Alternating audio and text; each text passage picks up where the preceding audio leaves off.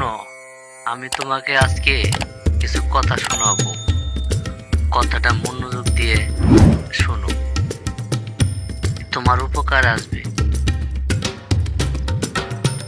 যদি জীবনের প্রয়োজনে নিজেকে বদলে ফেলতে হয় তবে তাই করো।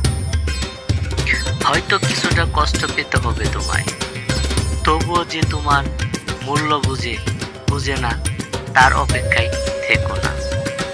সম্পর্ক হলো বিদ্যুৎ কানেকশনের মতো, যা ভুল কানেকশন দিলে সারা জীবন শক খেতে হয়, আর সঠিক কানেকশন দিলে সারা জীবন আলোয় ভরে দেবে। জীবনে 3টি কথা মনে রেখো: যে তোমাকে সাহায্য করে তাকে কখনো ভুলে যেও না, যে তোমাকে ভালোবাসে তাকে কখনো ঘৃণা করো না, যে তোমাকে বিশ্বাস করে তাকে কখনো ঠকিও না। বুঝতে পেরেছো?